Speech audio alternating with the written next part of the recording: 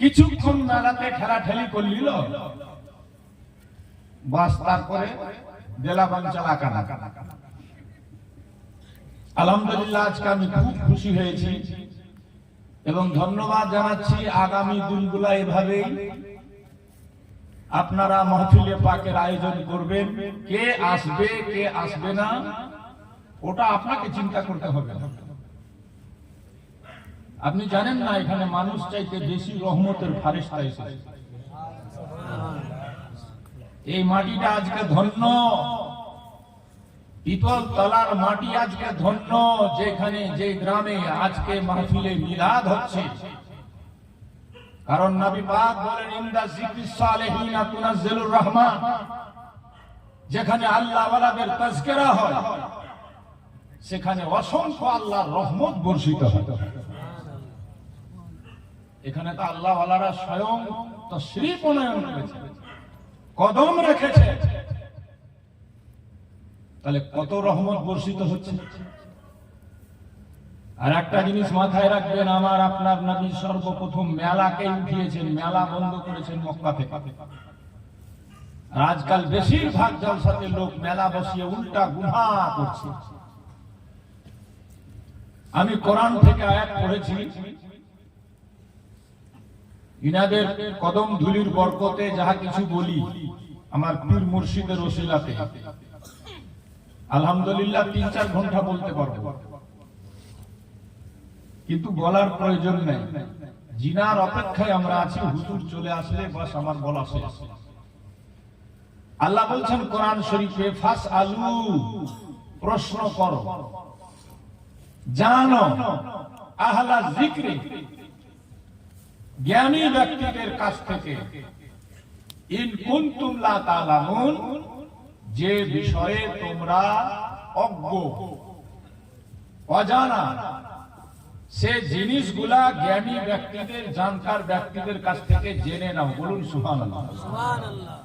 যেমন আমরা এখনো দেখা দেখি অনেক কাজ করে থাকি, ও করছে তা আমি করবো না। আমরা সুন্নি মুসলমান, আমরা মাজারে যাই, মাজার জিয়ারত করুন। জিয়ারত করার নির্দেশ হাদিসে পাকে আছে।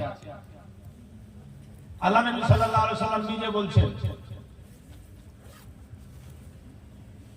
মাজার সম্পর্কে, জিয়ারত সম্পর্কে।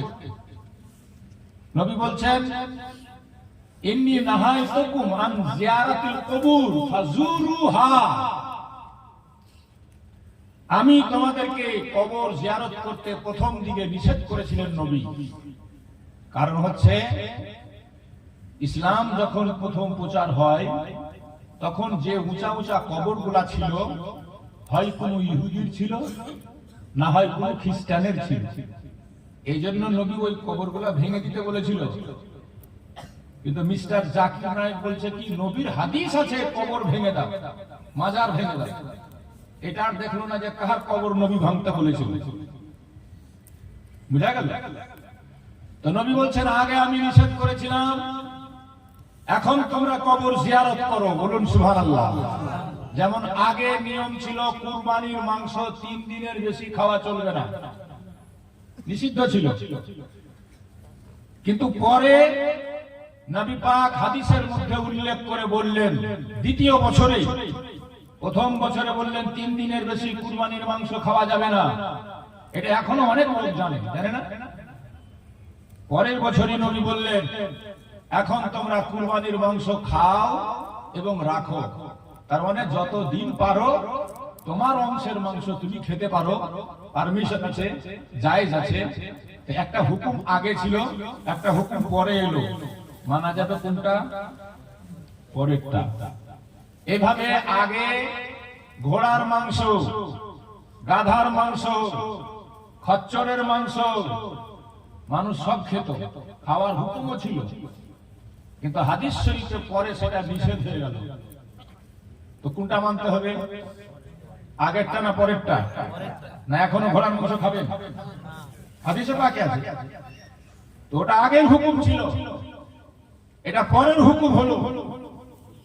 এভাবে আগে আর পরের হুকুমগুলোকে ওয়াহাবিরা বুঝে না যেমন সূরা ফাতিহা পড়ার যেমনি শেষ হবে দেখবেন ওয়াহাবি মসজিদে সবাই একদম জোরে আমিন বলে না।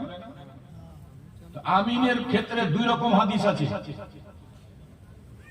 জোরে বলাটা আগের হাদিস, আস্তে বলাটা পরের হাদিস। এখন কোনটা বলতে হবে? আস্তে না জোরে? জোরে বলেন কোনটা? এটাই ওয়াহাবিরা বুঝে না, আগের আর পরের হাদিস বুঝে না, নাসিক আর মানসুখ বুঝে না, এই জন্য ওরা গন্ডগোল করে। আগের নির্দেশ ছিল মেয়ে ছেলেরা পর্যন্ত জামাতে গিয়ে নবীর পিছনে নামাজ পড়তো, এটা আগের হুকুম। আবু বকর সিদ্দিকের জামানা পর্যন্ত মেয়েরা জামাতে নামাজ পড়েছে। এখনো কালিয়া চোখে দেখবেন যেখানে যেখানে হাত ঝাড়ুয়া ওয়াহাবি আছে বহু বেটি তারা বিটা নাকি মসজিদে গেছে। আমি শুনে বললাম তাহলে ওদের মসজিদে জায়গা পাওয়া মুশকিল হয়ে যাবে, কারণ বেটি ছেলে যেখানে ওখানে বেটা ছেলে যাবে না, যাবে কি যাবে না? কেউ বেনামাজি থাকবে না ওই গ্রামে, বলা থাকবে? যুবতী মেয়েরা খালি সাইডা ফিজা মেলাতে বাহারে ছেড়ে দেখছো কোন কোন গ্রাম থেকে ছড়াগুলা তোলা সারদা দিতে। কথা ঠিক বলছি না ভুল? আর বেটি ছেলে যাবে তারাবি পড়তে, তো কেউ থাকবে বাড়িতে? কেউ থাকবে না। তো আবু বকর সিদ্দিকের জামানা পর্যন্ত মেয়েরা জামাতে নামাজ পড়তো নবীর পিছনে গিয়ে। আবু বকর সিদ্দিকের জামানাতে পড়েছে। ওমর ফারুক আজম যখন আসলেন মেয়েদের মসজিদে জামাত নিষিদ্ধ হয়ে গেল, মেয়েদের জামাত নিষিদ্ধ হয়ে গেল। মেয়েরা অবজেকশন করলো, নবীর জামানায় পড়েছি, সিদ্দিকের জামানায় পড়েছি। দ্বিতীয় খলিফা ওমর ফারুক আজম আমাদের নিষেধ করলেন। নালিশ নিয়ে মা আয়েশা সিদ্দিকার কাছে গেল। মা আয়েশা সিদ্দিকা বলেছিলেন তোমাদের যা ফিতনা শুরু হয়েছে, এই ফিতনা যদি নবী দেখতেন তাহলে নবীও নিষেধ করে দিতেন। বলুন সুবহানাল্লাহ। তাই ওমর ফারুক আজম যেটা করেছে এটাই রাইট, এখন এটাই চলবে। তার মানে মেয়েদের আর জামাত করা চলবে না। তাহলে আগের হুকুম ছিল জামাত করা, পরের হুকুম হলো জামাত নিষিদ্ধ। তো কোনটা মানতে হবে? আর তুমি যদি খালি আগেরটাই মানো তাহলে ঘোড়া গাধার গোশ খেতে হবে তোমার। কথা ঠিক না ভুল? খালি একটা দেখলে তো হবে না, ওটাও দেখতে হবে। তো ওয়াহাবিরা তফাৎ করতে পারে না, উল্টা পাল্টা করে দিয়েছে। এরকম দেখা দেখি কিছু কাজ আমাদের সমাজ করে থাকে। আমরা আলেম ওলামাকে জিজ্ঞেস করি না, মাজারে আমরা যাই। মাজারে গেলে কালকেও দেখলাম, আখি পাকের দরবারে ছিলাম, কালকে মিটিং করে আখি পাকের দরবারে এসেছি, জিয়ারত করলাম।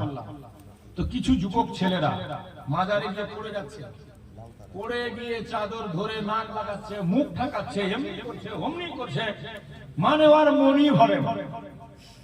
মাজার জিয়ারতের নিয়ম হলো কি, 4 হাত দূর থেকে আদবের সহিত দাঁড়িয়ে যা জানো পড়ো, মাজারওয়ালাকে ওসিলা বানিয়ে আল্লাহর কাছে দোয়া করো। এটাই হলো নিয়ম। খুব যদি ইচ্ছা হয় মাজারে হাত রেখে চুমে নাও, বাস। মাজারে নাক ঠাকাইও না, চাদরে মুখ ঠাকাইও না। তোমার আমার মুখটা ওই চাদরে ঠাকাবার উপযুক্ত না। তারপরে তুমি মুখ ঘষছো, তারপরে তুমি নাক ঘষছো, দেখা দেখি ও করছে তা আমিও করি, এটা করবেন না।